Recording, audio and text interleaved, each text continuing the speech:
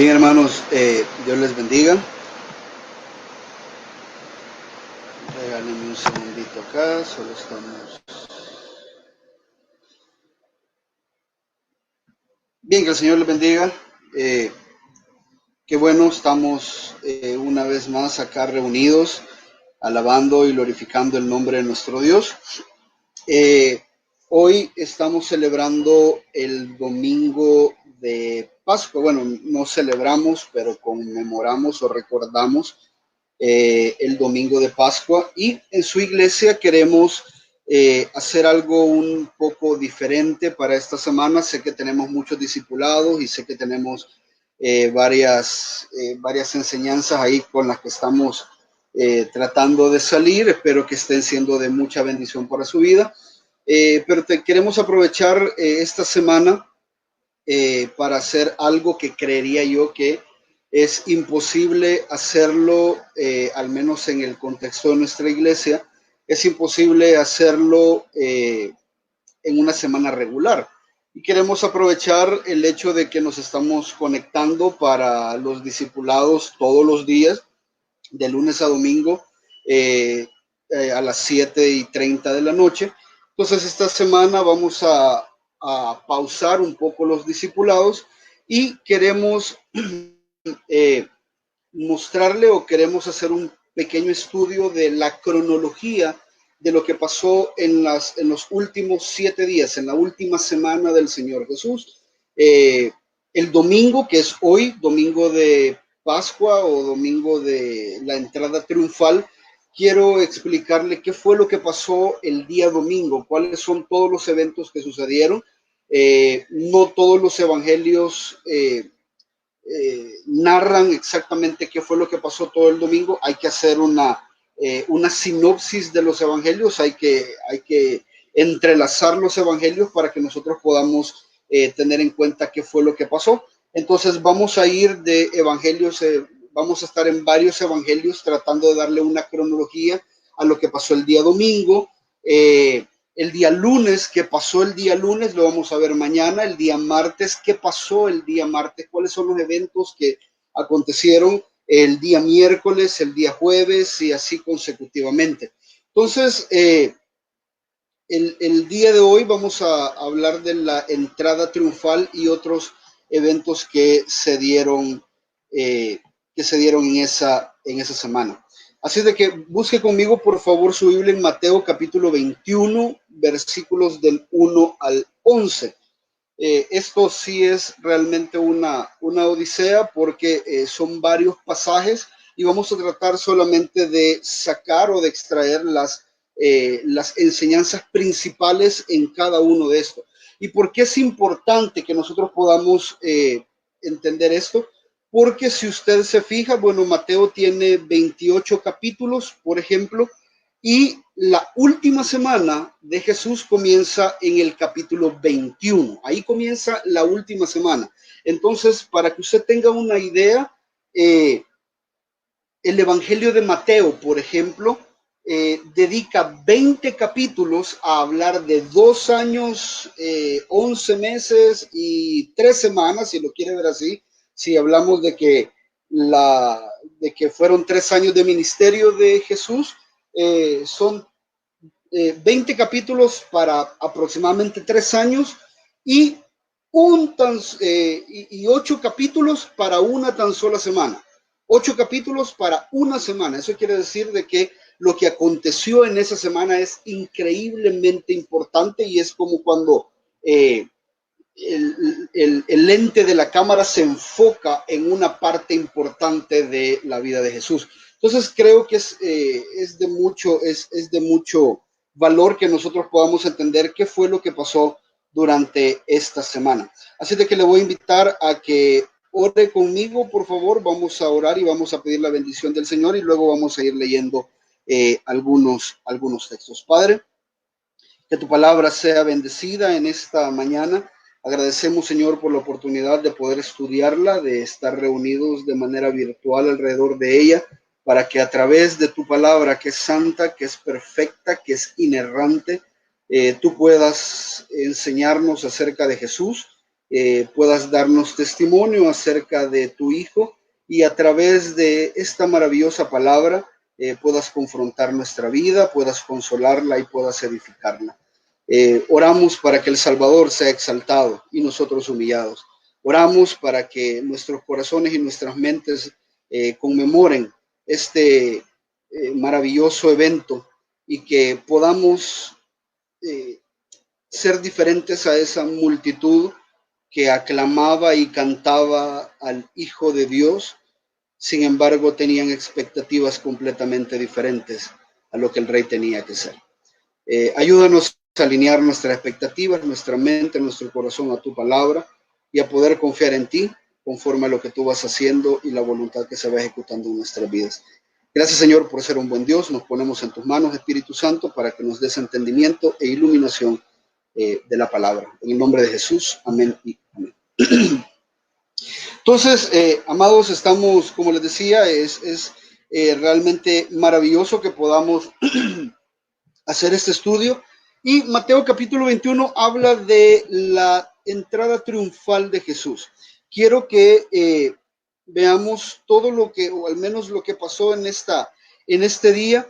Y es bien importante las enseñanzas que podemos sacar y yo quiero que usted me ponga mucha atención. Solo recordarle que a pesar de que estamos conectados y usted está en la comodidad de su casa, estos son estudios bíblicos para que usted pueda hacer sus anotaciones que siempre son increíblemente importantes. Entonces, estamos viendo la entrada triunfal de Jesús, la entrada triunfal a Jerusalén. ¿Y por qué entrada triunfal? La gente le llama la entrada triunfal, aunque de triunfo, por decirlo así, de un triunfo humano, desde un punto de vista humano, no tiene mucho triunfo. Realmente es el cumplimiento de una profecía, como ya lo vamos a ver, pero triunfal tal cual, repito, desde un punto de vista humano, no es, no podemos obtener la enseñanza tal cual. Tenemos que ir a la Escritura, y la Escritura en Mateo capítulo 21, si usted lo lee conmigo, dice que cuando se acercaron a Jerusalén y llegaron a Betfagé, junto al monte de los olivos, Jesús entonces envió a 2 discípulos, diciéndoles: id a la aldea que está enfrente de vosotros y enseguida encontraréis un asna atada y un pollino con ella. Desatadla y traédmelos. Y si alguien os dice algo, decid: el Señor los necesita, y enseguida los enviará. Esto sucedió para que se cumpliese lo dicho por medio del profeta cuando dijo: decid a la hija de Sión, mira, tu rey viene a ti, humilde y montado en un asna y en un pollino, hijo de bestia de carga. Fíjese qué importante lo que le voy a explicar, porque hay algo que yo quiero que usted entienda. El pueblo de Israel estaba anhelando al Mesías Rey. El Mesías Rey era una promesa que se había dado desde el Antiguo Testamento y evidentemente, como toda promesa de parte de Dios, generaba una expectativa. Y esa expectativa era genial que la gente la tuviera. La parte de la expectativa, el anhelo de que estas promesas de Dios se cumplan, es algo que hace que nuestros corazones siempre estén ardiendo por los decretos de Dios, ver la manera en que Dios está cumpliendo o va a cumplir con cada una de sus profecías, que va a cumplir con cada uno de sus decretos. Eso debería ser maravilloso para el pueblo de Dios. Sin embargo, hay un problema, amado hermano, cuando la expectativa que usted tiene está generada por algo más que no es la Escritura misma. Si bien es cierto, en el Antiguo Testamento se da la venida de este Mesías, la venida de este rey, y se dan varios acontecimientos que se iban a llevar a cabo cuando el Mesías viniera. Jesús viene a completar esta profecía y Jesús viene a explicar lo que el reino tenía que ser, a poner en línea lo que la gente tenía que esperar con respecto al reino.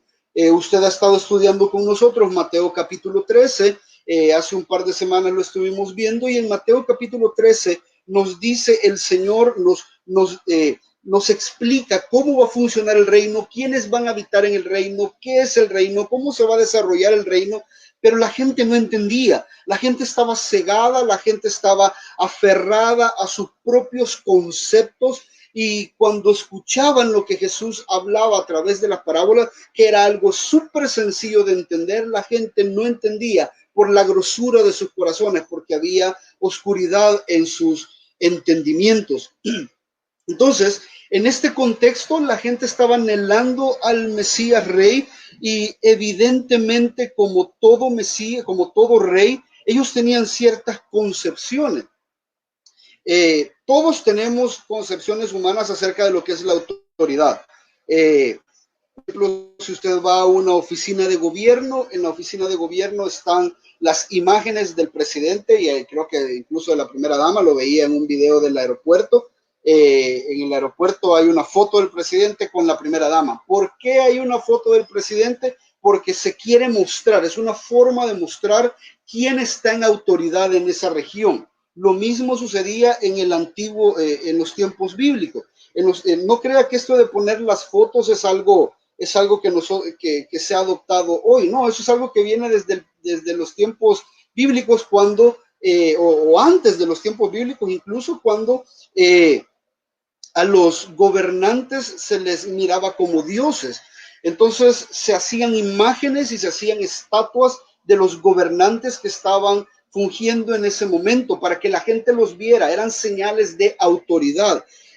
Las ostentosidades, los sellos, los tronos, las oficinas grandes, gente bajo su mando, asistentes, guardias. No importa dónde esté, este tipo de señales siempre le están indicando la cultura, independientemente el tiempo, el contexto, siempre están comunicando a la cultura quién está en autoridad. Y esto es parte incluso del mundo antiguo. Entonces, aquí se genera un contraste increíble, porque cuando Jesús, quien es el rey esperado, el Mesías rey esperado, llega a Jerusalén, en aquellos tiempos se creía que un rey que entraba triunfante tenía que llegar con sus vestimentas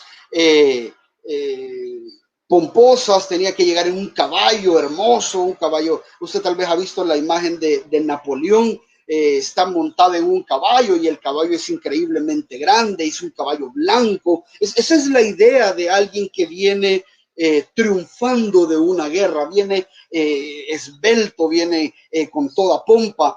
Sin embargo, puede ver usted en el versículo 6 que hay un contraste, y no es así con Jesús. Jesús manda a traer a un pollino, y un pollino es el hijo de una mula, el hijo de un asna, el hijo de una burra. Es un burrito que no está completamente desarrollado. Fíjese en la idea. El burro era un animal de trabajo, era un animal de carga, era un animal despreciado, es un animal que por lo regular es un poco torpe, es un poco necio. Ninguna persona digna o de renombre iba a algún día pensar en subirse en un burro, y mucho menos en un burrito que no estuviese completamente desarrollado. Los burros en la parte del oriente no son como los burros que usted y yo conocemos, son un poco más pequeños todavía. Y da la idea de que incluso el que va montado en él no tiene que llevar los pies levantados, porque si no le topan en el suelo. Era increíblemente pequeño. Entonces los discípulos van a traer a estos dos animalitos, a la madre del burrito y al burrito, y se lo llevan al Señor Jesús. Y fíjese qué interesante el versículo 7, porque ni tan siquiera tenía silla, ni tan siquiera le pusieron una silla, sino que pusieron, dice, sobre ellos sus mantos. Los discípulos se quitaron sus mantos, sus abrigos, y los pusieron encima del burrito. Solo esto, hay un contraste increíble, porque el manto era la parte más importante, o la vestimenta más importante de un judío. Si usted se recuerda, lo veíamos en el Sermón del Monte: aquel que te quite tu abrigo, dáselo, no se lo pidas de regreso. Y hay otras partes donde el Señor Jesús manda y les dice: solo lleven un abrigo, lleven una espada. O sea, el abrigo para cubrirse del frío era increíblemente importante. Y ni tan siquiera tenían una silla para ponerle al Señor. Y estos discípulos toman sus mantos y lo ponen para hacer una forma de, como para ensillar al burro. Y versículo 8 dice: y la mayoría de la multitud también, la mayoría de la multitud, cuando ven a Jesús venir, tendieron sus mantos y cortaban ramas. Otro evangelio, el evangelio de Juan, dice que cortaban palmas y con las palmas las tendían en sus caminos y al mismo tiempo así las levantaban a los cielos para hacer ovación a esta persona que estaba entrando.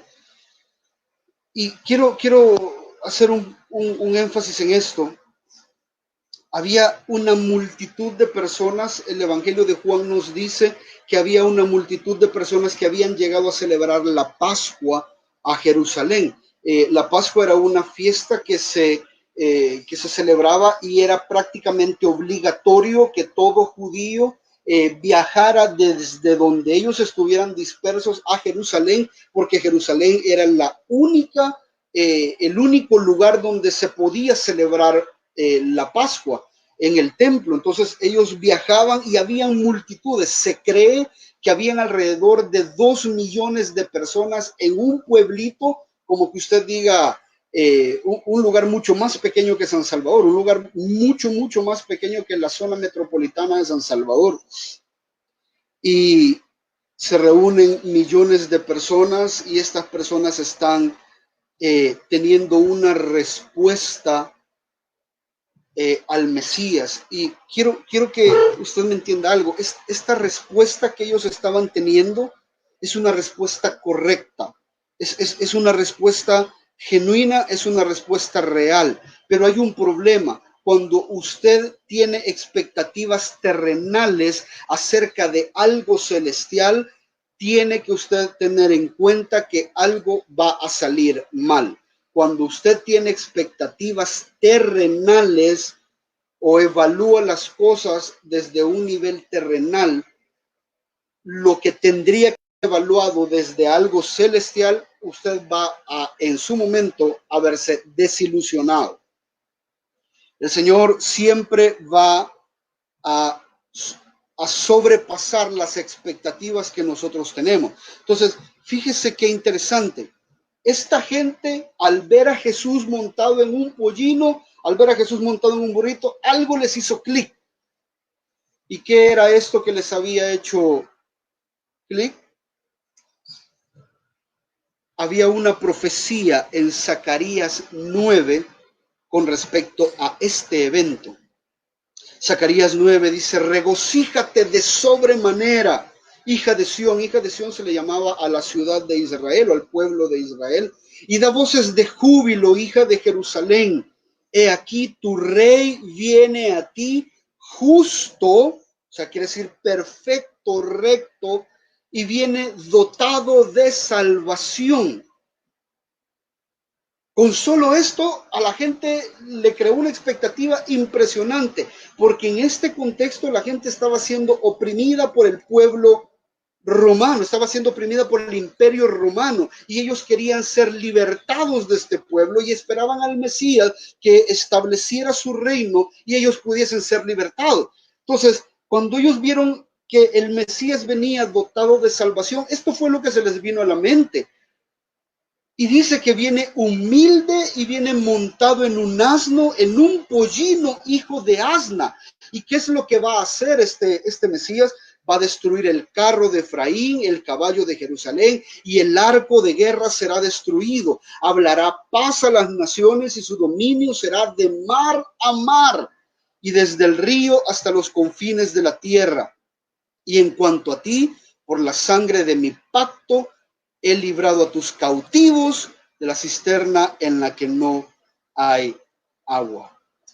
Esta gente estaba respondiendo de la manera correcta. Esta era una ceremonia justa para la bienvenida de un rey, y ellos entendieron que este Mesías, que este Jesús que venía montado en un pollino, era el Mesías que estaban esperando. Eso ellos lo entendieron perfecto, lo entendieron de una manera correcta. Y dice el versículo 9 que las multitudes iban delante de él, fíjese, y atrás de él, o sea, lo rodearon completamente y gritaban: Hosana al hijo de David.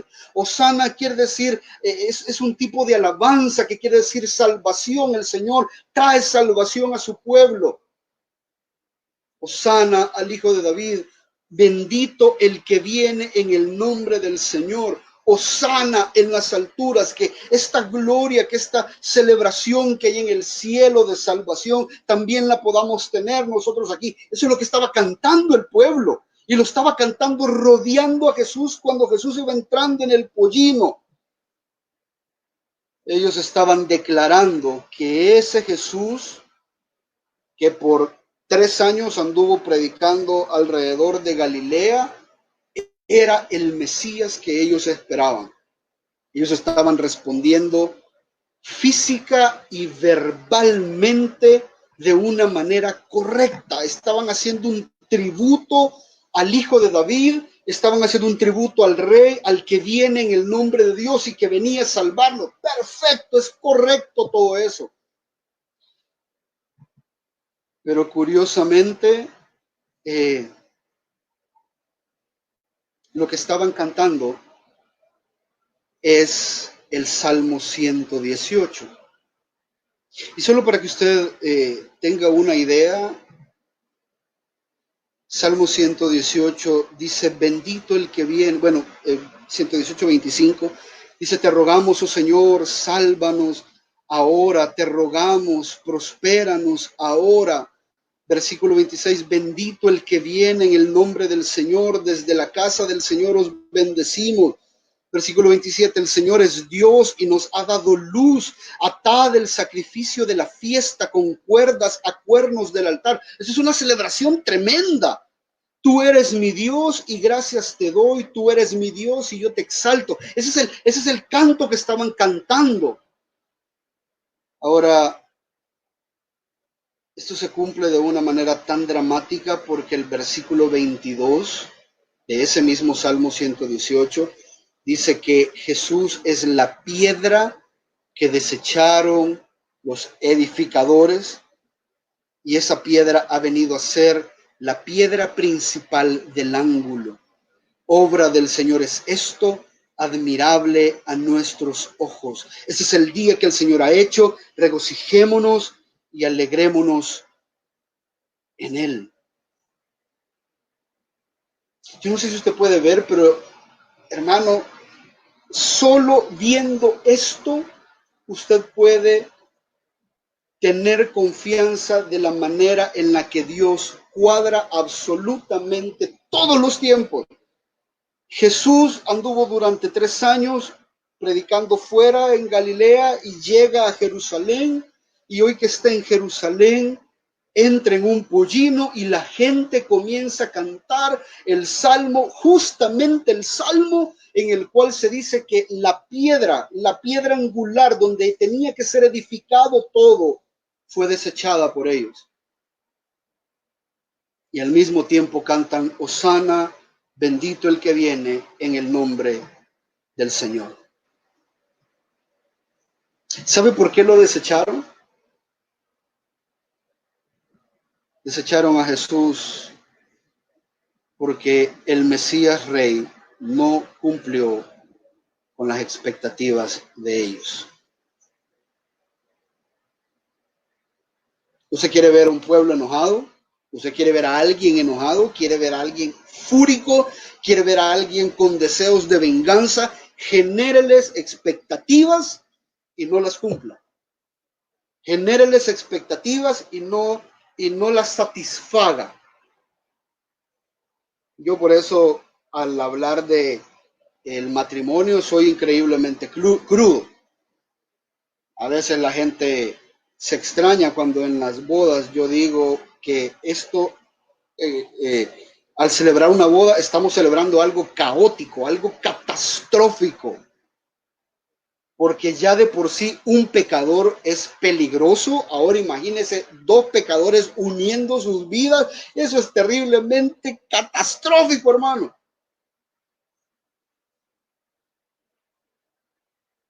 No genero expectativas. Es más, yo siempre les he dicho a los hermanos, por favor, espere lo peor, esa que sea su expectativa. Espere lo peor del pecador que tiene a la par. Espere lo peor de su servidor. Espere lo peor. No se haga falsas expectativas de los pecadores, por favor. No se haga falsa expectativa. ¿Por qué? Porque si usted genera falsas expectativas, cuando los pecadores no cumplan esas expectativas, usted se va a molestar, se va a enojar. Por eso decimos constantemente a los hermanos, cuando están casados, hermanos, está casado con un pecador, está casado con una pecadora terrible, para que cuando ellos fallen, usted ya lo espere, usted sepa que le van a fallar. Sus hijos son pecadores, sus padres son pecadores, sus hermanos son pecadores, el pastor que le está predicando es pecador y va a fallar y le va a fallar a usted en más de alguna ocasión. Espérelo, espérelo, no se genere falsa expectativa. ¿Por qué? Porque cuando generamos falsas expectativas, después entonces respondemos de una manera violenta. Sí, el pastor como ni me llama, sí, es que como me fue infiel, entonces yo voy a ser infiel también. Espera lo peor. Y cuando ya hay algo bueno, no estoy diciendo que es un permiso, pero somos pecadores. Y cuando algo bueno, dice un predicador, que todo lo malo que hay en mí soy yo y todo lo bueno que hay en mí es Cristo. Entonces celebre lo bueno que Cristo está haciendo en su vida y entienda que el pecador siempre va a fracasar. ¿Por qué estoy hablando de esto? Porque no es que Cristo haya faltado las expectativas, pero la gente no entendió lo que Cristo quiso decir que el reino era.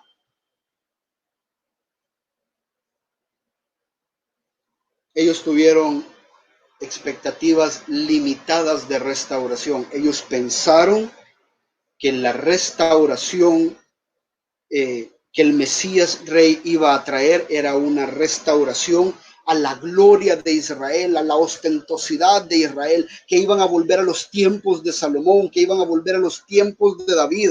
Ellos imaginaban un rey guerrero, así como habían tenido David, y que David había puesto al pueblo de Israel en uno de los mejores tiempos y consecutivamente a Salomón. Eso es lo que ellos esperaban.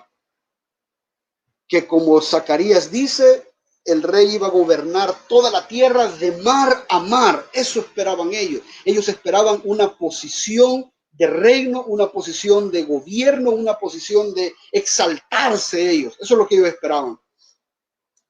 Y sí, hay una restauración, pero la restauración que el Mesías ofrece y lo ofreció desde el principio de su ministerio fue una restauración espiritual primeramente.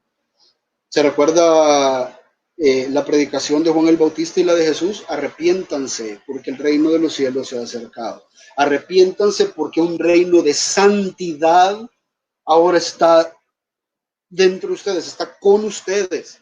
Tienen que arrepentirse de sus pecados. Y el Señor lo dijo una y otra vez, una y otra vez, una y otra vez. Lo dijo a través de los profetas también, volveos a Dios, volveos a Dios, volveos a Dios. Pero el pueblo seguía con expectativas limitadas de restauración. Y mire lo que dice el versículo 10. Cuando él entró en Jerusalén, toda la ciudad se agitó. Y decían, ¿quién es este? Y las multitudes contestaban, este es el profeta Jesús. Fíjense qué interesante, porque la gente dice, este es el profeta Jesús, pero lo están tratando como un rey, porque Jesús es un profeta y es rey también. Este es el profeta Jesús que viene de Nazaret de Galilea y estaba entrando a Jerusalén. ¿Y sabe lo que pasaba en Jerusalén? El mismo Señor Jesús lo dice, oh Jerusalén, Jerusalén, tú que matas a los profetas Porque los profetas, aquellos que tenemos la responsabilidad de mostrar la palabra de Dios al pueblo, traemos la verdad acerca de Dios y las expectativas reales que usted tiene que tener con respecto al reino. Y a la gente no le gusta. Esto no es nuevo. Esto no es nuevo. Esto no sucedió solo con Jesús. Los profetas eran muertos en Jerusalén porque Jerusalén tenía expectativas equivocadas, y cuando los profetas llegaban con una palabra real de parte de Dios y les explicaban lo que Dios quería de parte de ellos, la gente no lo aceptaba, no lo quería y terminaban matando a los profetas. Sucedió en el tiempo de los profetas, sucedió desde los tiempos de Noé. Noé, como profeta, le dijo al pueblo qué tenían que esperar de Dios y estaban esperando un juicio. La gente no quiso hacer caso y la gente murió. Pero se burlaban de Noé. Lo mismo pasó con los profetas del Antiguo Testamento, lo mismo pasó con Jesús y lo mismo pasó con Pablo, con los apóstoles, y lo mismo está pasando con todos aquellos que hoy en día quieran predicar la verdad de Dios, generar expectativas correctas.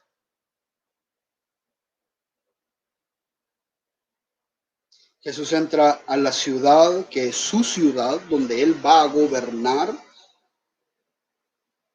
pero la gente lo desecha y lo rechaza.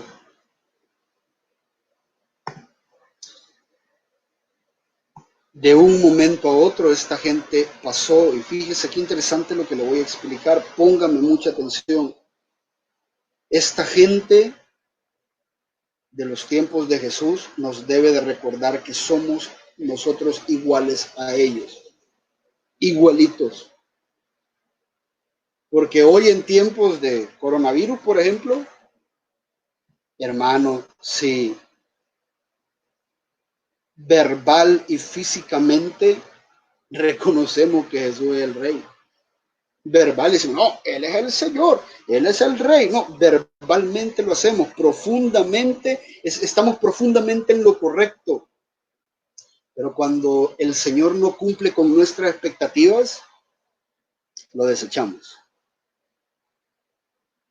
¿Usted cree que estos sermones que usted ha estado escuchando y que su familia ha estado escuchando, porque espero que algunos de sus familiares también los hayan escuchado, ¿usted cree que cuando ellos dicen, no, no me gusta qué es lo que está enseñando, yo prefiero mejor un sermón de esperanza, prefiero mejor un sermón donde nos digan que nos cubrimos con la sangre de Cristo, que es una gran herejía, por cierto?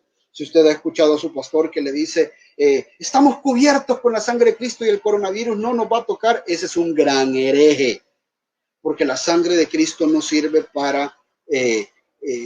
no sirve como antiséptico de los virus, no sirve como antiséptico de las enfermedades, ni tampoco sirve como guardaespaldas en contra de los ladrones. La sangre de Cristo tiene una función específica, que es limpiarnos de nuestros pecados, nada más.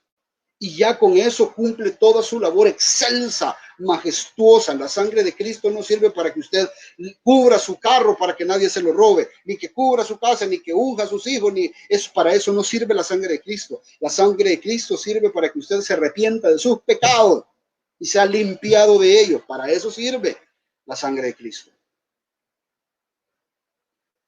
¿Ya ve? Y ahorita ya algunos de ustedes están molestos porque tenían una expectativa con respecto a la sangre de Cristo, que ya se las mostré de manera bíblica, pero a usted no le gusta. Entonces usted cree que yéndose a las predicaciones positivas, usted sigue adorando a Dios. No, señor. No es así. Usted está desechando la roca de los edificadores. ¿Y por qué la desecha? Porque las expectativas que se han generado en usted no son las que el Mesías quiere cumplir o va a cumplir. Yo creo que no hay nada más diabólico, no hay nada más demoníaco que pastores generando falsas expectativas, prometiendo a través del evangelio cosas que el evangelio no promete. Venga Cristo. Hoy en tiempos de, allá andan un montón de personas citando Primera de Crónicas 7:14, creo. Si se humillare mi pueblo sobre el cual mi nombre es invocado y se volvieren a mí, entonces yo volveré mi rostro y sanaré su tierra. Ya ven, perdón, lo que Dios quiere es que todos nos arrepintamos. Sí, eso es lo que Dios quiere, por supuesto. Ese es el punto del evangelio. Pero yo decirle a usted que si usted se arrepiente de sus pecados, el coronavirus no va a llegar a usted o que no va a llegar alguna enfermedad a usted, eso es generarle una falsa expectativa. Eso es algo diabólico, eso es algo demoníaco. Pastor, ¿y por qué es demoníaco? Hermano, porque generar falsas expectativas fue lo que Satanás hizo con esta gente. Y cuando el Mesías no cumplió con las expectativas, el mismo Satanás le dijo, mátenlo, crucifíquenlo, porque no está cumpliendo con lo que ustedes creían, que este no es, este es un falso.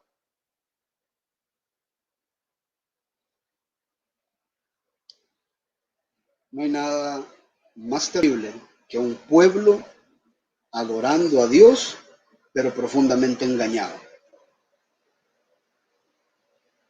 Y eso creo que lo vamos a ver más adelante en la, en la adoración de la iglesia, de la última iglesia del Apocalipsis.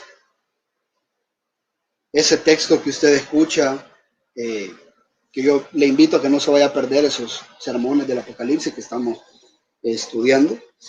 Esa última iglesia de donde sacamos Apocalipsis 3:20, donde dice, he aquí yo estoy a la puerta y llamo, si alguno oye mi voz y abre la puerta, yo entraré y cenaré con él y él conmigo. La gente lo ocupa como un método de evangelismo. Eso no es un método de evangelismo, eso es un juicio. Hay una iglesia, esa es la peor iglesia de todas. Hay una iglesia que está dentro, está con puerta cerrada y están alabando al Señor y están haciendo un montón de cosas ahí adentro y el Señor está afuera tocando la puerta. El punto no es que el Señor quiere entrar y que lo dejen entrar a su corazón. Ese no es el punto. El punto es que el Señor está emitiendo un juicio porque la iglesia está reunida haciendo cualquier cosa, pero no alabando al Señor, no adorando al Dios de Israel. Por eso les dice, estoy aquí, estoy a la puerta, estoy fuera. Y si alguien me abre, yo voy a entrar, pero ¿sabe qué pasa? Nadie le abre. Están bien en ese sistema, están bien adorando a Dios de esa manera y no quieren cambiar, porque dejar entrar la verdad del evangelio, dejar entrar las expectativas correctas del reino es muy desgarrador.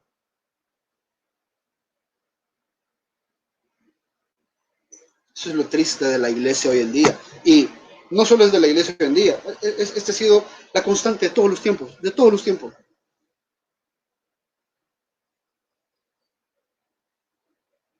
Somos esa multitud que adoramos al Salvador que queremos, pero no al que realmente necesitamos. Somos esa multitud.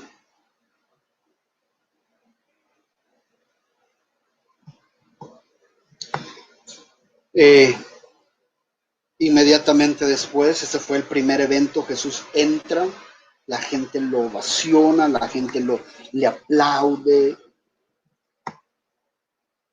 están alegres de que este Mesías va a llegar y ellos tienen la idea de que en algún momento este Mesías se iba a convertir en un poderoso guerrero. Ya habían escuchado que hacía milagros, que resucitaban muertos, que las aguas le obedecían. Esto ya lo sabía la gente y dijeron, viene un pollino, pero no importa, en cualquier momento este hombre que viene en el pollino se va a convertir en un tremendo guerrero y nos va a libertar. Pero inmediatamente Jesús entra a Jerusalén y deja en claro cuál es su función. Y miren lo que dice el versículo 12, siempre ahí de Mateo, Mateo 21, 12. Y entró Jesús en el templo, llegó a Jerusalén y entró en el templo y echó fuera a todos los que compraban y vendían en el templo, y volcó las mesas de los cambistas y los asientos de los que vendían la paloma, y les dijo: escrito está, mi casa será llamada casa de oración, pero vosotros la estáis haciendo cueva de ladrones. Y en el templo se acercaron a él ciegos, cojos, y los sanó. Pero cuando los principales sacerdotes, aquí está, mire, cuando los principales sacerdotes y los escribas vieron las maravillas que había hecho, y los muchachos, la gente que gritaba en el templo: Hosana al hijo de David, se indignaron y le dijeron: ¿oyes lo que estos dicen? Jesús le respondió: sí. ¿Nunca habéis leído que de boca de los pequeños y de los niños de pecho te has preparado alabanza? ¿Sabe lo que estaba pasando acá? Jesús entró y lo primero que hizo fue ir al templo para dejar claro cuál era su función. Y su función era la purificación. Esa era su función. Con esto también estaba cumpliendo una profecía de Malaquías. Malaquías capítulo 3 versículo 1 dice: he aquí yo envío mi mensajero y él preparará el camino delante de mí. Fíjese, ojo con lo que le voy a explicar. Malaquías es un libro que está dirigido al sacerdocio de Israel. El sacerdocio de Israel está corrompido. Por eso Malaquías 3:10 no aplica mucho para el creyente del Antiguo Testamento y mucho menos para el de hoy, porque eran los sacerdotes los que habían pervertido toda la enseñanza. Y dice aquí: yo envío mi mensajero y él preparará camino delante de mí, y vendrá de repente a su templo el Señor. Dice, vendrá al templo a quien vosotros buscáis, y el mensajero del pacto, que es el hijo de David. Esa es una señal del pacto. A quien vosotros complacéis, aquí viene, y dice el Señor de los ejércitos. Pero ¿quién podrá soportar el día de su venida? ¿Y quién podrá mantenerse en pie cuando Él aparezca? Porque Él va a venir a tambalear absolutamente todo. Él es como fuego de fundidor y como jabón de lavanderos. ¿Qué es lo que dice Malaquías que va a venir a hacer? A purificar la religión, la vida espiritual de la gente. Él se sentará como fundidor y purificador de plata, y purificará a los hijos de Leví. Fíjense lo que está diciendo. ¿Quiénes son los hijos de Leví? Los sacerdotes. ¿A dónde fue Jesús primero al solo llegar a Jerusalén? A purificar el templo, porque la gente, los sacerdotes, estaban permitiendo todo tipo de atrocidades. Y los acrisolará es que les va a sacar brillo como a oro y como a plata, y serán los que presenten ofrendas en justicia al Señor. Entonces será grata al Señor la ofrenda de Judá y de Jerusalén, como en los días de antaño y como en los años pasados. ¿Sabe lo que está diciendo?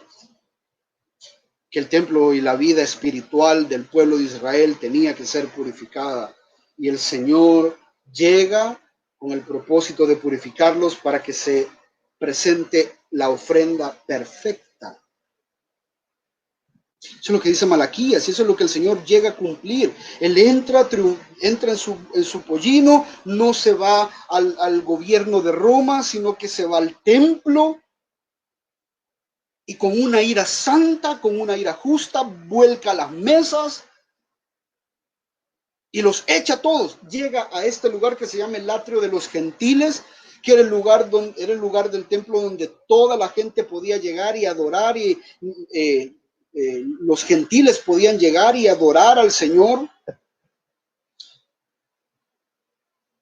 Y el Señor con una ira justa los echa, y la gente se molesta, porque a la gente no le gusta ser purificada. El Señor llega al templo, y no llega a cualquier templo, llega a su templo, con la autoridad de el Mesías Rey y llega a purificarlo.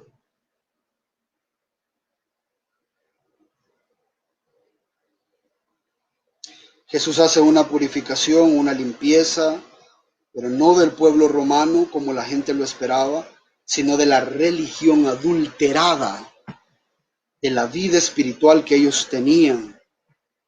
Eso es lo que el Señor Jesús hace. El Señor Jesús no tiene, sí, en su misericordia, Él puede sanarle de su enfermedad, en su misericordia Él puede ayudarle en un problema económico, sí, pero eso es en su misericordia, pero ese no es el punto por el cual Él murió. El punto por el cual Él murió es porque, como ya lo vimos el día de ayer o el día de antier, estamos contaminados. Vivimos vidas adulteradas, espiritualmente corruptas. Y lo que el Señor hace al llegar a su vida es traer una luz que penetra de manera profunda, total, completa, la oscuridad en la que usted vive. Y esto evidentemente le va a molestar, le molesta a cualquiera.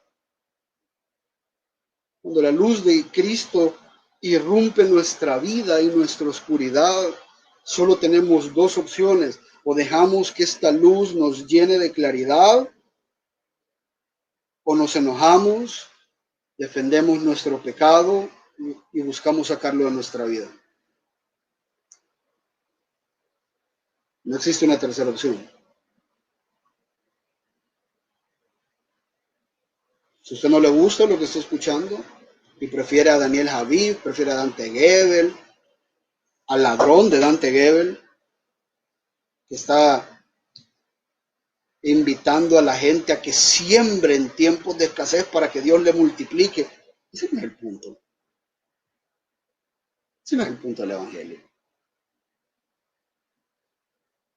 Si usted prefiere Cash Luna, porque esto es muy duro, es mejor tener una esperanza positiva, es mejor tener una confianza positiva que ya Dios nos va a sacar de esto. ¿Y si no te saca? ¿Y si no te sana? ¿Y si te enfermas de coronavirus?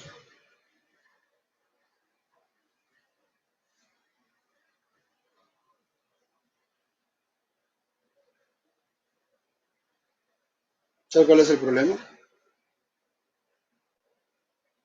Que somos esa multitud que levanta las palmas al Señor y dice: este es el Hijo de David, este es el Dios que adoramos, y le cantan y se reúnen y le sirven. Pero cuando no hacen las cosas que ellos quieren, sino que lo que Dios quiere y lo que Dios permite, a veces permite el sufrimiento en sus vidas para purificarlos, lo desechan y no les gusta. El Señor deja muy en claro qué es lo que vino a hacer. Yo eh, no le estoy inventando nada, solo estoy leyendo lo que el Señor Jesús llegó a hacer el día domingo. Y si va conmigo rapidito a Juan 12:20. Juan, vamos a ir aterrizando. Juan capítulo 12. Juan capítulo 12, versículo 12, habla de la entrada triunfal. Dice: el día siguiente, la gran multitud que había venido a la fiesta de Jerusalén, habían venido a Jerusalén, tomaron hojas de palma y salieron a recibirle y gritaban: Hosana, bendito el que viene en el nombre del Señor. Ya, es el mismo relato, pero Juan nos da una información más que no nos da Mateo, ni Marcos, ni Lucas, porque Mateo, Marcos y Lucas hablan de la entrada triunfal, que fue domingo, pero solo Juan habla de esto, de lo que pasó después, creo yo que fue después de la entrada triunfal, y fue después de la limpieza del templo. Y ya le voy a explicar por qué creo que fue después de la limpieza del templo. Fíjese lo que dice el versículo 20. En el 12 se habla de la entrada triunfal. Después de la entrada triunfal viene la purificación del templo. Y después de la purificación del templo, Juan relata lo que pasó y dice, había unos griegos entre los que subían a adorar en la fiesta. Fíjese, estos no son judíos, estos son gentiles. ¿Y cómo sabemos que esto es después de la purificación del templo? Porque Jesús llegó, como le dije, al atrio de los gentiles. Jesús había llegado al atrio de los gentiles y ahí volcó las mesas y purificó y dijo que habían hecho casa de ladrones. Entonces creo yo, solo estoy especulando, pero creo yo que dentro de los griegos que estaban en el atrio de los gentiles vieron a Jesús y cuando sale del templo se van siguiéndolo. Y dice, versículo 21, estos pues fueron a Felipe, que era de Betsaida de Galilea, y le rogaban diciendo, Señor, queremos ver a Jesús. Felipe fue y se lo dijo a Andrés, y Andrés y Felipe fueron y se lo dijeron a Jesús. Y Jesús les respondió. Fíjese qué interesante, no vemos si Jesús los acepta, no vemos si Jesús habla con ellos, simplemente Jesús responde. Después de haber purificado el templo, vienen estos griegos y estos griegos le dicen, queremos verte, y Jesús responde y dice, ha llegado la hora para que el Hijo del Hombre sea glorificado. En verdad os digo que si el grano de trigo no cae en la tierra y muere, queda él solo, pero si muere, produce mucho fruto. ¿Sabe lo que está diciendo el Señor Jesús acá? El Señor Jesús está diciendo que para que Él sea glorificado, Él tiene que morir. Para que Él sea glorificado, tiene que ser crucificado.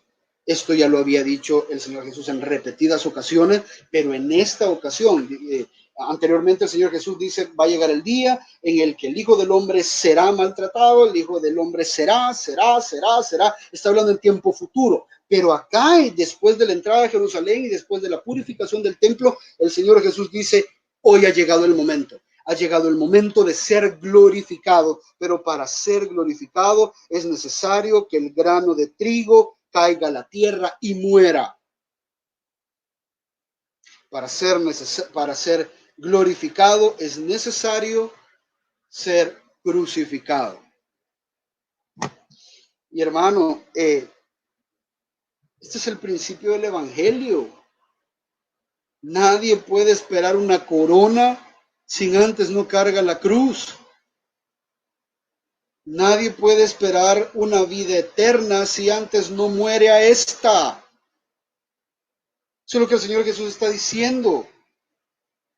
Él viene, limpia el atrio y les dice, señores, ahora viene lo serio, pero no se preocupen porque es el tiempo de la glorificación.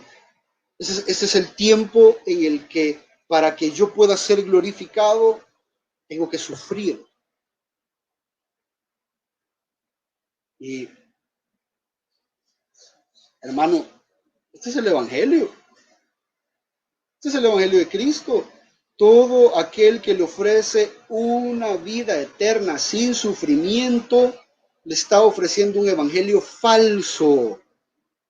De hecho, Hechos 14:22, los discípulos están un poco desanimados y le dicen los ancianos de la iglesia, le dicen a Pablo, tenemos a los discípulos desanimados, ¿crees que podés darles unas palabras de ánimo? ¿Crees que podés inyectarles palabras positivas a los discípulos? Porque los ánimos están cayendo. Entonces viene Hechos 14:22 y ponga atención a lo que dice. Pablo, fortaleciendo los ánimos de los discípulos, exhortándolos a que perseveraran en la fe, les dijo, es necesario que a través de muchas tribulaciones entremos en el reino de los cielos. La puerta del reino es angosta, se lo dijo el Señor Jesús. Entrar por la puerta angosta, y caminar por el camino estrecho. ¿Por qué? Porque es difícil. Cualquiera que le ofrezca a usted venir al evangelio para que sus problemas se terminen, le está ofreciendo un falso evangelio. Cualquiera que le está diciendo que venga para que usted sea sanado, le está ofreciendo un falso evangelio. Es necesario, dice, que usted persevere en la fe y que tenga en claro para poder perseverar en la fe que es necesario que a través de muchas tribulaciones glorifiquemos a Dios. Eso es lo que dice el Señor. Oh, eso lo está diciendo día domingo. Mi hora ha llegado, es el tiempo de mi glorificación, pero para que la glorificación suceda, yo tengo que morir. Y fíjense, me encanta esto, rapidito. Versículo 24 dice, en verdad os digo que si el grano de trigo no cae en la tierra y muere, queda solo, pero si muere, produce mucho fruto. ¿Sabe lo que yo veo acá? Aquí yo veo la doctrina que hace poquito estábamos viendo, de la eficacia del sacrificio de Jesús. Jesús le está diciendo a esta gente, amarrado con otros versículos que ya hemos estudiado en la iglesia en otras ocasiones, todo lo que el Padre me ha dado vendrá a mí. Si el Padre no lo trae, nadie puede venir a mí. Entonces es necesario que yo muera para recibir esta herencia de los que son míos. Jesús no murió para ver si daba fruto. Esa es la idea falsa del arminianismo. La idea falsa del arminianismo es que Jesús murió para abrir una puerta y Jesús está así con los brazos abiertos esperando a ver si alguien viene a la salvación. Y como que Jesús está ahí diciendo, ay, vengan por favor, vengan, vengan, vengan. Y solo aquellos que se dignan en obedecerle vienen. Eso no es lo que el texto está diciendo. El texto está diciendo que es necesario que muera porque cuando muera va a dar fruto. Y ese fruto son las ovejas, ese fruto es la vid, ese fruto son los creyentes que Él escogió desde antes de la fundación del mundo. Si usted ha nacido de nuevo, si usted ha creído en el Señor Jesucristo, es porque Él desde antes de la fundación del mundo ya había determinado morir por usted para que usted tuviera vida. Él iba a morir para que usted viviera. Esa es la idea. Esto no es algo que por si pasa, por si quieren venir. No, esto es algo eficaz. Cristo murió para salvar de manera eficaz y para dar fruto correcto, para dar un fruto genuino, para dar un fruto un fruto seguro, no un fruto posible. Eso es lo que está diciendo acá. Si no muere, no hay fruto, pero si muere, habrá fruto. Es eficaz, no es posible. La salvación de Cristo es genuina, es eficaz, no es posible. Y fíjese qué interesante. Ahí da una de las enseñanzas más maravillosas. Repito, porque estamos en el contexto, Jesús entra triunfal como Mesías Rey, llega a purificar el templo, el símbolo de que Él venía y la labor mayor de Él era purificar las vidas espirituales de las personas. ¿Y cómo se tiene que ver el resultado de una purificación? Miren lo que dice el versículo 25. El que ama su vida, la pierde. Y el que aborrece su vida en este mundo, la conservará para vida eterna. Si alguno me sirve, que me siga. Y donde yo estoy, allí también estará mi servidor. Si alguno me sirve, el Padre lo honrará. Metámoslo en el contexto. ¿A qué se estaba refiriendo el Señor Jesús? Si alguno me sirve, que me siga. Si alguno me ama, si alguno es mi esclavo, si alguno pertenece al reino, si alguno me ve como su amo y su Señor, que me siga. ¿Y para dónde iba Jesús en este momento? Para la cruz. No iba a gobernar, no iba a sentarse en el trono.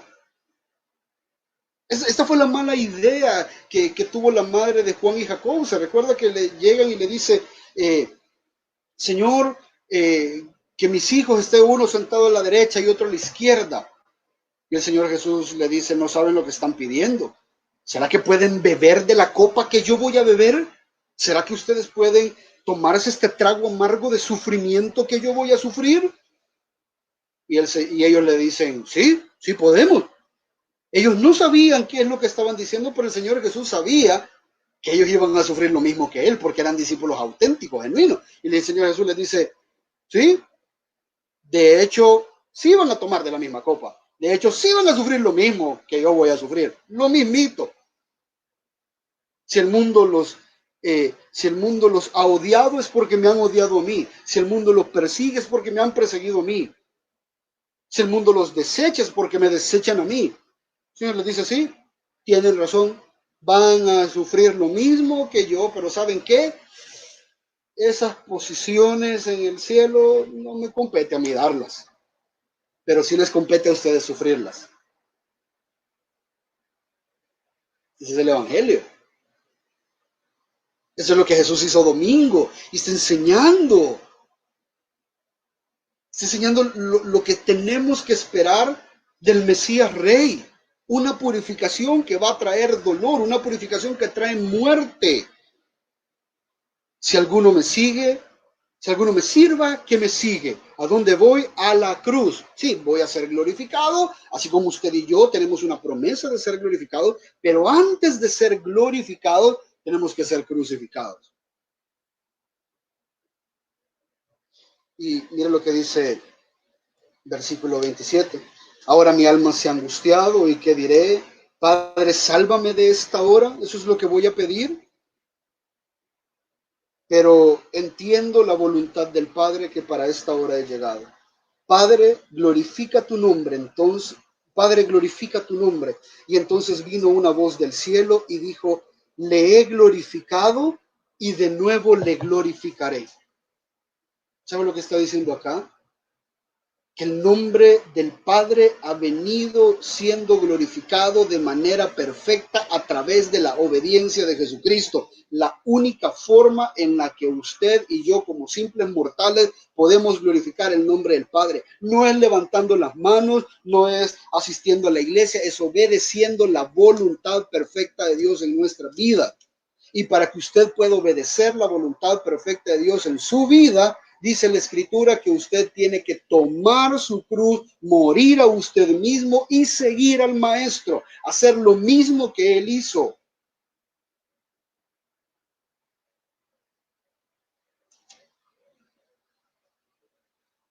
Y mire lo que dice el versículo 30. Respondió Jesús y dijo, esta voz no ha venido por causa mía, sino por causa vuestra, por causa de ustedes, para que ustedes entiendan qué es lo que tienen que esperar. El Hijo va a ser glorificado, el Padre está siendo glorificado por la obediencia del Hijo y va a ir a la cruz. ¿Quién le ha dicho a usted que la obediencia trae bendiciones? ¿Quién le ha dicho a usted que la obediencia va a hacer que se le arregle su problema? No, la obediencia glorifica al Padre y muchas veces te lleva a una cruz, así como llevó a Jesús. Eso es lo que se tiene que esperar. No puede esperar más de lo que le ha pasado a Jesús. Jesús, antes de ser glorificado, fue crucificado. Y el mismo Señor Jesús dice, antes de ser crucificado, dijo, si alguien quiere venir en pos de mí, traiga su crucita, crucifíquese a usted mismo y entonces síganme, que donde yo esté, ustedes van a estar. Si ustedes estuvieron crucificados conmigo, si ustedes estuvieron crucificados conmigo y estuvieron sepultados conmigo, ¿se recuerda cuando nos bautizamos? Cuando nos bautizamos decimos sepultados con Cristo, porque estamos con Él muriendo nosotros mismos. ¿Para qué? Para resucitar a una nueva vida, la vida que Él también ya tiene. Así, si usted sigue a Jesús en su crucifixión, si usted sigue a Jesús en su muerte, si usted es sepultado con Cristo, dice el versículo 26 que el Padre lo honrará. ¿Y de qué manera lo honrará? Dándole una nueva vida, permitiéndole a usted estar eternamente delante de su presencia. Esa es la idea de todo esto. Ya está, versículo 31 dice, ya está aquí el juicio de este mundo. Ahora el príncipe de este mundo será echado fuera, ya no tendrá potestad sobre aquellos que son parte del reino. Y yo, si soy levantado de la tierra, atraeré a todos a mí mismo. ¿A quiénes todos? ¿A todo el mundo? No, Señor, a todos los que por los cuales Él murió, les dio vida para que ellos murieran para la gloria del Señor. A esos son los que Él va a traer. Versículo 33, él decía esto para indicar qué clase de muerte iba a morir. Y entonces la multitud le respondió, hemos oído en la ley que el Cristo permanecerá para siempre. ¿Cómo dices tú, el Hijo del Hombre tiene que ser levantado? ¿Quién es este Hijo del Hombre? La gente le seguía sin entender. Y Jesús entonces les dijo, todavía por un poco de tiempo la luz estará entre vosotros. Caminad mientras tengan luz, para que no os sorprendan las tinieblas. El que anda en la oscuridad no sabe a dónde va. Mientras tenéis la luz, creed en la luz, para que seáis hijos de luz. Estas cosas habló Jesús, se fue y se ocultó de ellos.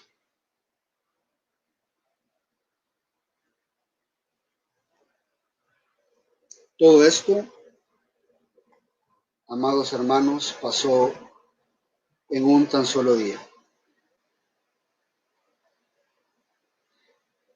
El Señor llegó como el Rey, que usted y yo entendemos que Él es el Rey. Tenemos la responsabilidad de adorarlo, de alabarlo, de servirlo, de poner nuestras pertenencias delante de Él, porque Él es digno, así como lo hizo aquella multitud que respondió hermenéutica y correctamente. Pero también tenemos la responsabilidad de entender a qué vino este Mesías. Vino a purificarnos para que podamos tener una relación con el Padre. Por eso va Él y purifica el templo. Purificar el templo es no solamente es dejar los malos caminos, sino es purificar mi vida de adoración, es purificar mi sistema de adoración. ¿Y de qué manera puedo hacer esto? Muriendo a mí mismo, siguiendo el ejemplo de Jesús, así como Él murió para ser glorificado, de la misma manera yo tengo que morir para glorificar al Padre. No me he salido del Evangelio, no me he salido de lo que Jesús ha dicho, simplemente le estoy amarrando que en este momento todas las enseñanzas de Jesús vienen a cumplirse.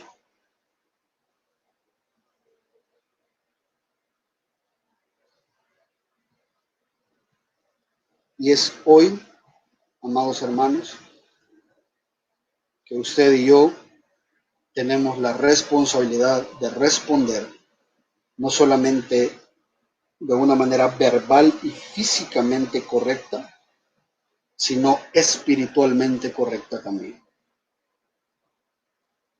Estar dispuestos a entregar nuestra vida, estar dispuestos a entregar nuestras posesiones, estar dispuestos a abandonar incluso a nuestra propia familia, si el maestro así lo pide. Es el Evangelio. Estar dispuestos a confiar de que su restauración prometida no está limitada a un cuerpo físico, no está limitada a un milagro de sanidad, no está limitada a una provisión de trabajo, a una provisión económica, no está limitada a restaurar tu matrimonio. La labor del Mesías Rey es más profunda porque viene a restaurar la relación perdida entre el Padre creador de todas las cosas y sus criaturas. Si usted ha recibido esto de parte de Dios, siéntase satisfecho. Si usted ha recibido esto de parte de Dios, usted ha recibido todo lo que el Evangelio promete. Pastor, pero no tengo carro, no tengo casa todavía, no tengo... El Evangelio no promete eso. Pero sí el Evangelio promete que llegará un día en que Él cambiará tu tristeza en llanto, tu lamento en alabanza, y eso va a ser de manera perpetua, de manera perfecta, total, absoluta, segura y eterna. ¿Dónde? Cuando estemos delante de Él. Eso celebramos esta semana. Celebramos que Él murió como las Escrituras lo habían dicho, sufrió como las Escrituras lo habían dicho, resucitó como las Escrituras lo habían dicho, y asimismo usted, si muere a su carne y vive para Cristo, va a resucitar también como Él también lo ha dicho. Vamos a orar, hermanos. Padre,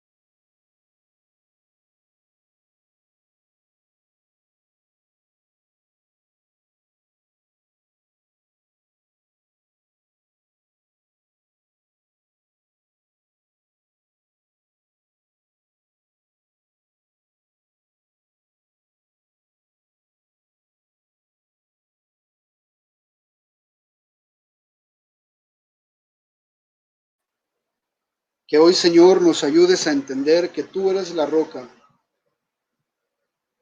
Te pedimos, Señor,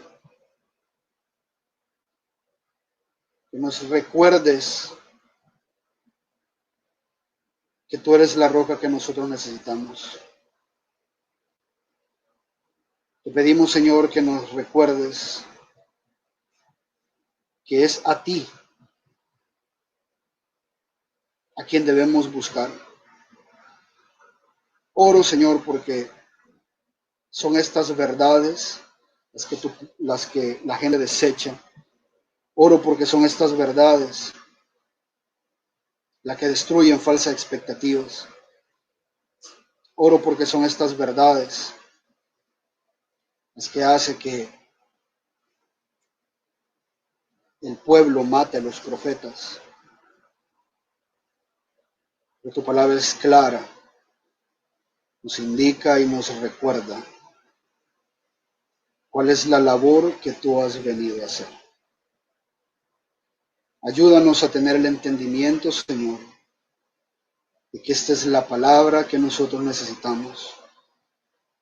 Estamos en medio de toda esta confusión, estamos en medio de todo este caos. Nuestros planes se están desbaratando.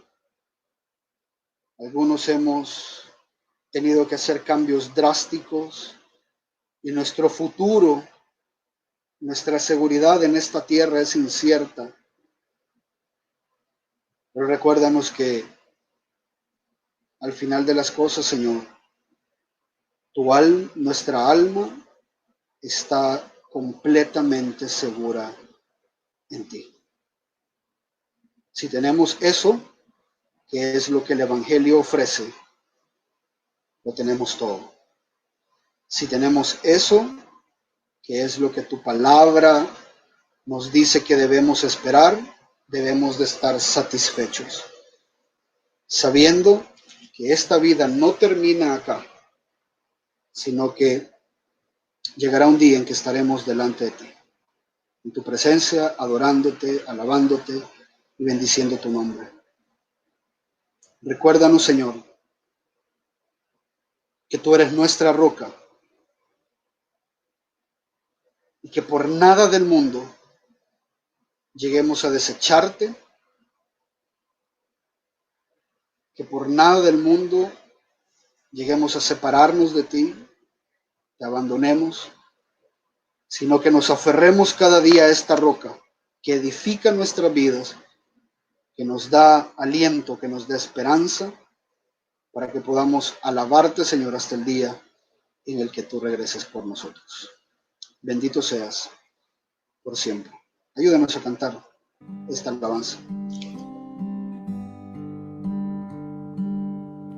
Señor, mi redentor y roca, gran tesoro de mi corazón,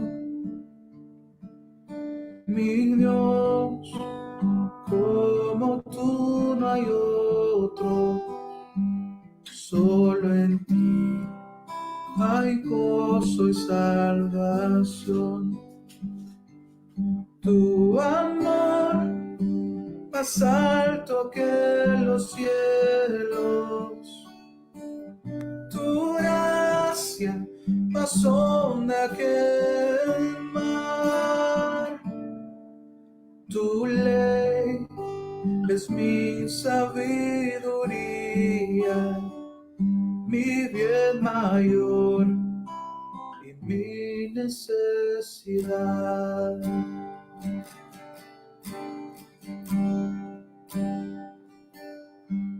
Señor, mi redentor y roca de mi vida, fuerte defensor.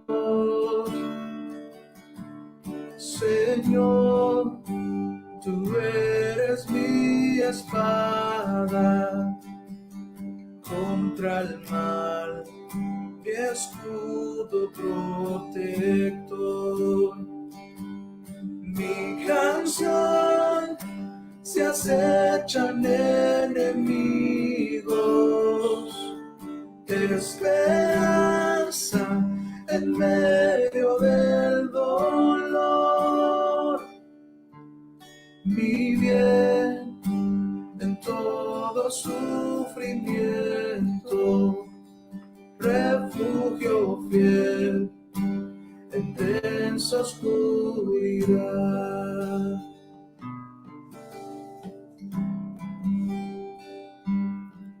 Señor, mi redentor y roca de mi ruina, dulce Salvador, mi cruz y culpa en tus hombros, tú por mí sufriste hasta morir, mas tú venciste a la muerte. En ti encuentro libertad, mas tú venciste a la muerte. En ti encuentro libertad. Señor, mi redentor y roca, quiero vivir mis días para ti. Quiero vivir mis días para ti. Quiero vivir mis días para ti.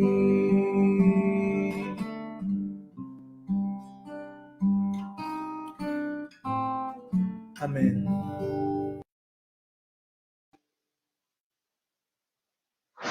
Amén.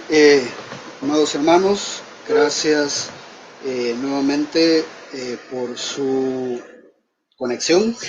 Gracias por estar nuevamente acá con nosotros. Recordarles de que vamos a estar durante toda esta semana. Vamos a estar hablando acerca de la última semana de Jesús. Por lo tanto, es importante que usted se conecte. Sé que la mayoría de ustedes lo ha estado haciendo, pero es importante que usted pueda estar ahí con nosotros para que usted pueda entender la profundidad de lo que pasó durante toda esta semana, que es súper importante. No vamos a ahondar en todos los pasajes porque hay días donde hay 8, 9 pasajes, 7 pasajes, y es imposible pues hacer una exégesis completa de todo lo que pasa, pero al menos para que usted vaya teniendo una idea, le animo a que tenga su cuaderno por ahí y vaya anotando qué fue lo que pasó en cada día. Día domingo, Jesús entra a Jerusalén, purifica el templo y nos dice cómo esta purificación tiene que ser vista, por ejemplo. Día martes, día lunes, martes, miércoles, así consecutivamente para que podamos todos aprender de la vida tan maravillosa de nuestro Señor Jesucristo. Hermanos, también les recuerdo, no sé, algunas personas me han estado preguntando con respecto a unos anuncios ahí que han dado, no sé si son reales, acerca de que ya de que van a empezar a permitir las reuniones con fines religiosos y no sé qué más. En lo personal, pues prefiero que sigamos congregándonos de esta manera.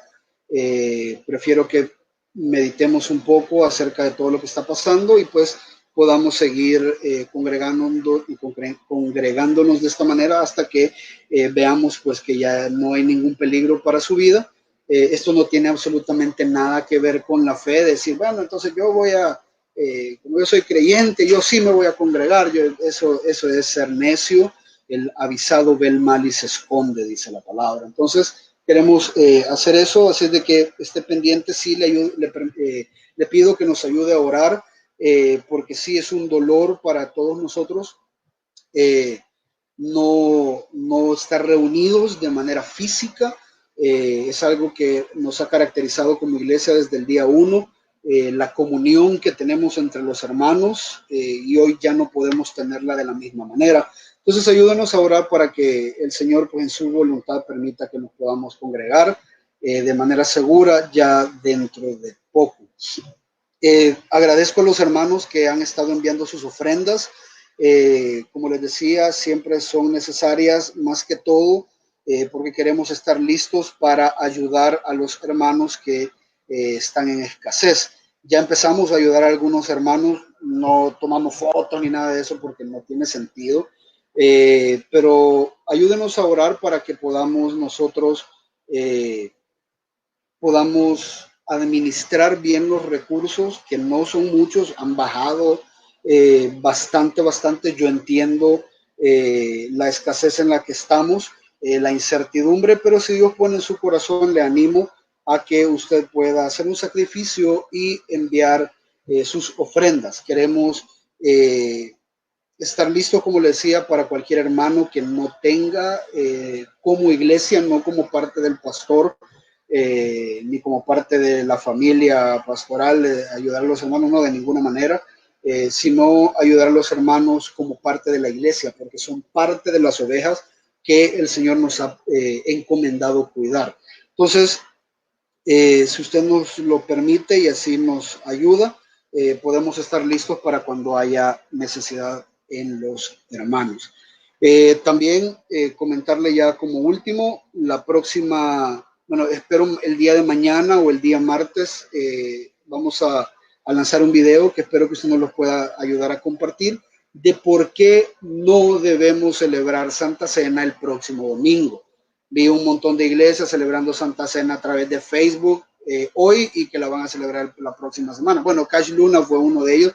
Evidentemente, como no entienden el propósito de la Cena del Señor, no les importa solamente cumplir con un ritual. La cena del Señor es algo mucho más importante.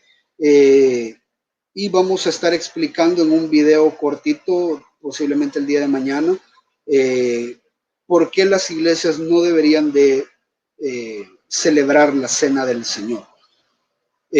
Así es de que para aquellos que se están preguntando si vamos a celebrar cena del Señor el próximo domingo, no lo vamos a hacer porque es contrario al propósito de la cena del Señor. Entonces, ténganos paciencia por ahí para que podamos glorificar a Dios de la mejor manera posible. Y por último, bueno, siga acatando las instrucciones, amados hermanos, para que dentro de poco podamos todos como cuerpo estarnos reuniendo y que no falte ninguno de nosotros por alguna enfermedad o por el coronavirus o porque ya está en la presencia del Señor. Si ya está en la presencia del Señor, sé que usted va a estar más que feliz, pero a nosotros aquí nos va a hacer una gran falta. Así de que no se lo lleve el coronavirus, cuídese y por favor tenga las medidas, tome las medidas necesarias para poder cuidarse. Sepa que los pastores, su servidor y los demás hermanos que nos están ayudando en la mesa están para servirle a usted. Si hay alguna angustia, alguna desesperación o algún pecado o algo, por favor llámenos. Queremos estar pendientes de ustedes también. Si hay alguna enfermedad o algo por lo que nosotros tengamos que orar por usted, por favor avísenos que tratemos de mitigar lo que nos hace falta al momento de reunirnos, ya que de hecho que no nos podamos reunir de manera física, que por favor no sea para que no estemos reunidos espiritualmente en todas las áreas. Así es de que gracias hermanos, el día de mañana lunes seguimos con el estudio y que el Señor me lo bendiga. Vamos a orar. Padre, nuevamente gracias por esta bendición de tenernos reunidos en tu nombre. Oramos, Señor, para que podamos seguirte glorificando, que lo que aprendamos, Señor, sea para que nuestra vida sea transformada, podernos humillar delante de ti, amar y servirte a ti de la misma manera que podamos humillarnos, amar y servir a nuestros hermanos. Gracias por esta iglesia que es tan hambrienta de tu palabra, gracias por esta iglesia que día tras día ha mostrado la necesidad que tienen del pan de vida que es tu palabra.